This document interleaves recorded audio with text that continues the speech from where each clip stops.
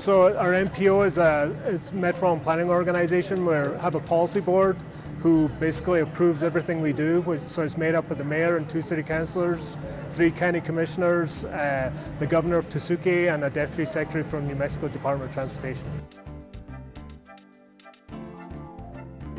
So the MPO is involved in transportation planning for the region, and some of our biggest gain is related to the bikeways system. We did a bikeways master plan back in 2012, which is leveraging approximately $14 million through city and federal funding sources. So we're advancing the bicycle network pretty significantly already through past investments, but moving into the future where we're fine-tuning the network to make it more accessible to more and more people to have an opportunity to ride their bike as a form of transportation.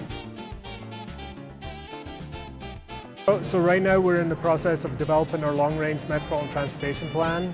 Every 5 years we have to do an update of that plan, so we've got one due in June of 2015. So our major focuses right now are on public transit and pedestrian master planning, which will ultimately be incorporated into our long-range transportation plan, along with the bikeways planning I just mentioned and our roadways planning, so that we have a comprehensive transportation system. So as we move forward, people have options, so they don't have to just jump in their single occupancy car and use alternate modes of transportation. Yeah, our ultimate goal is just making those options available to people. So, we're never going to capture 100% of people wanting to bike to work or to their recreational things, but so just giving people options, if it's by bike or transit or walking or even by car, but giving them opportunities to carpool or other things. So our ultimate goal is just creating an integrated transportation system that covers everyone's potential choices.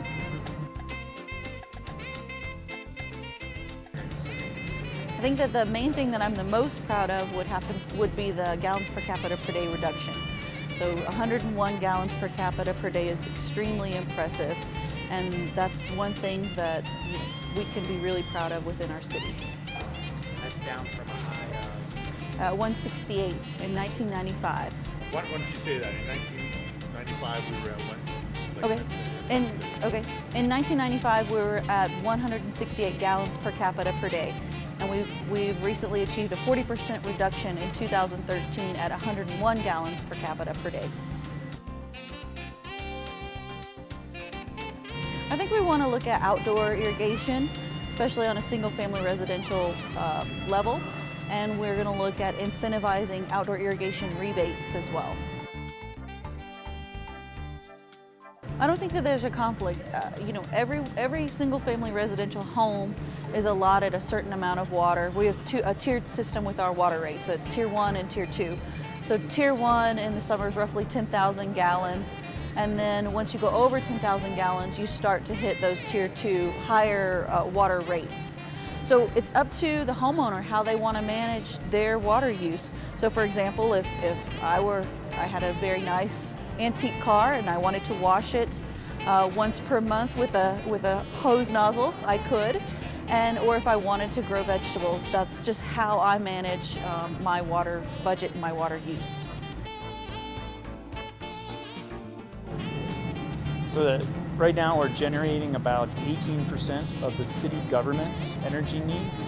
And with the system outside, the 600 kW at GCC, the new photovoltaic system that came online at Buckman Direct Diversion, the city will move to 25% of its energy coming from renewable sources.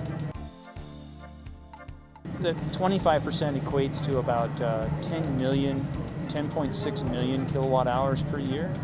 And growth, we absolutely have to keep it moving forward. The first systems are always the easiest, right? The easiest to site, the easiest to build. The incentives have decreased a little bit, but I trust that John has got it figured out. I will be here to help him. We'll continue to build more renewable energy. Obviously the goal is to get that number as high as we possibly can. I think there's opportunity still in different areas of city facilities. For example, there's a 10 million gallon water tank up across from La Tierra Trails that I think provides us with some additional opportunity to install a solar array there to kind of continue to power those water facilities and those water wells with solar systems. Sure, I can talk a little bit about vehicle replacement. The plan is to bring more efficient vehicles and ideally electric vehicles.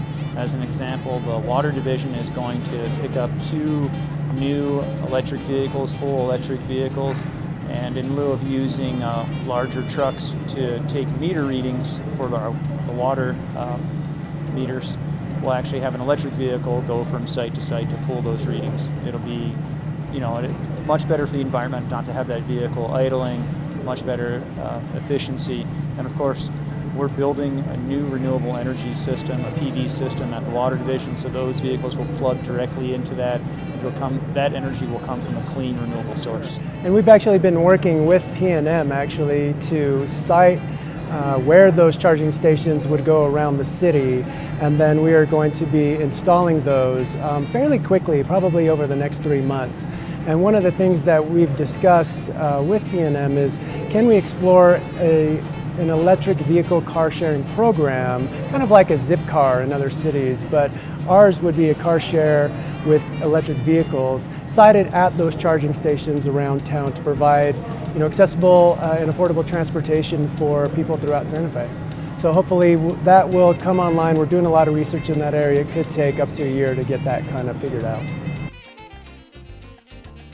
So one of the things that the mayor has directed us to take a look at is simply, can the city own and install and maintain its own community solar facility? What would it take for us to do that? Right? So he's directed us to look into that research, take a look at working with others from either within Santa Fe who are experts in renewable energy and community solar arrays themselves, and to also put out an RFP to call for that expertise, so then we can work together to figure out what are the real challenges behind installing a city-owned community solar array. The only thing I would add to that is, so just the concept of community solar. So many people can't actually put the PV systems or the renewable energy on their roof. Maybe they're in historic and it's difficult to site. Maybe they live in an apartment, or elderly, they don't want anything on their roof. And so this is a way that the renewable energy would be sited within the town. It would provide energy, feed energy back to the grid, but you as a homeowner and you as an owner or owning panels or shares in that community solar system would receive some kind of benefit from that. And the beauty of the community solar announcement from the mayor today is that he specified that he wants to dedicate 20% of a community solar array to low-income families here in Santa Fe. So then that way we're getting solar energy into the hands of those that can really least afford it. And that's really kind of the true definition of community solar, if you will.